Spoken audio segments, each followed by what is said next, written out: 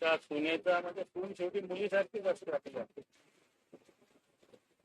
हाल हाल करून खरं तर त्यांना नांदवायचं नव्हतं तर त्यांनी माहेरी पाठवायला पाहिजे होतं, तिकडे करायला नाही पाहिजे होतं. पण अशा एका चालक गुणवान मुलीचा जीव घेणं आणि जीव घेत असताना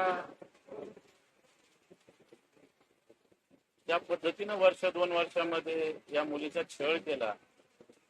अतिशय लाजिरवाणं आहे, हृदयद्रावक, हृदयाला असं पिळवटून टाकणारं कृत्य हे झालेलं. कारण जे ते आपली मुलगी आहे तिच्या अंगावरचे वळ जर बघितले 34 गुन्हा आहे तिच्या अंगावर, 34 ठिकाणी वळ आहे.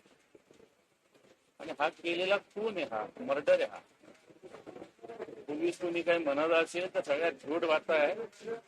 संपूर्णपणे या हगवणी कुटुंबियांनी आणि त्यांचे ते कोण चव्हाण विवान या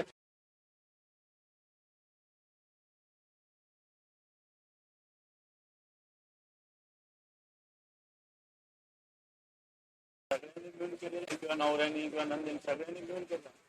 तर अशा लोकांना सगळ्यात आधी मोका लावला पाहिजे. जीवनभर या जगामध्ये जेलच्या बाहेर यांना जागाच नाही आणि ही जागा त्यांना जेलमध्ये कायम राहिली पाहिजे, फासावर लटकले पाहिजे. अशा प्रकारची भूमिका मला वाटतं पब्लिक क्राय म्हणता याला, जनतेची आहे, सगळ्यांची आहे आणि आमची सुद्धा आहे.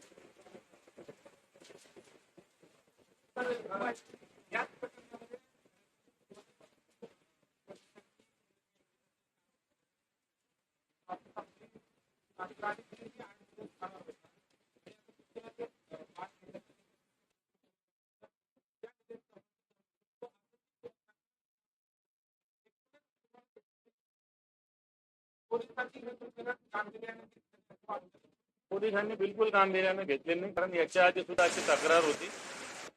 हीच आपली जी मुलगी आहे, हिची जी जाऊ आहे, तिनं सुद्धा तक्रार केलेली आहे. परंतु राजकीय दबावाखाली एखाद वेळेस असू शकतं. पोलीस अशी कारवाई करायला धजावले नसतील, कारण ते अजितदादांच्या पक्षाशी संबंधित लोक आहेत, काही तालुक्याचे अध्यक्ष आहेत.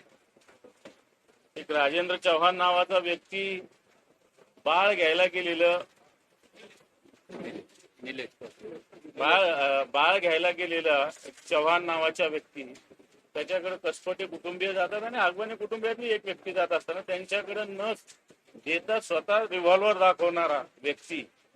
मग ते सगळं जर बघितलं तर ह्या सगळ्या लोकांना या मुलीचा मर्डरच करायचा होता, खूनच करायचा होता, हे स्पष्ट होतं.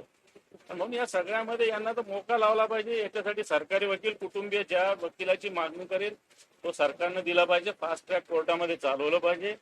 आणि निश्चित याच्यात 8 दिवस ज्या अर्थी कुठे फिरत होते आरोपी, याच परिसरात फिरत होते पुण्याच्या, फार लांबही गेलेले नव्हते. मोबाईल त्यांचे चालू होते, सगळ्या गोष्टी चालू होत्या, त्यांच्याकडे गाड्या होत्या, सगळ्या गाडीला आजकाल जीपीआर आहे.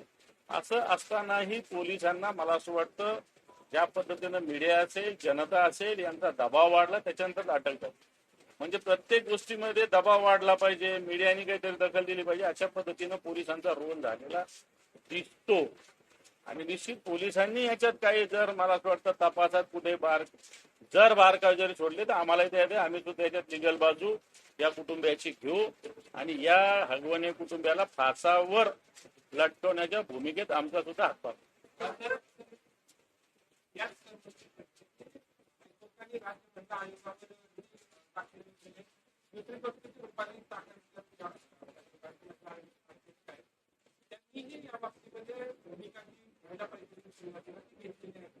मला असं वाटतं मी राजकीय याच्यात जात नाही. रुपाली काकणकर वगैरे मला काही माहिती नाही. राज्य महिला आयोगाला कोणी फुकट विचारत नाही. नोटीस देणं, नोटीस घेण्यापुरतं ती राज्य महिला आयोग आहे. राज्य महिला आयोगाने एखाद्या महिलावर अन्याय करणाऱ्या कारवाई केली दाखवून द्या फक्त. असं कुठंच झालेलं नाहीये. राज्य महिला आयोग एखाद्याला हिअरिंगला बोलवतं, हे करतं, त्याला कोणताही अर्थ नाही. महिला आयोगाला कोणता अधिकार नाहीये. फक्त आपलं जाणं, भेट देणं, एखाद्याला हे करणं एवढंच महिला आयोग करतं. तर मला असं वाटतं मी ते महिला काय करणार मला माहिती नाही. पोलिसांनी याच्यात योग्य भूमिका निभवावी एवढंच माझं मत.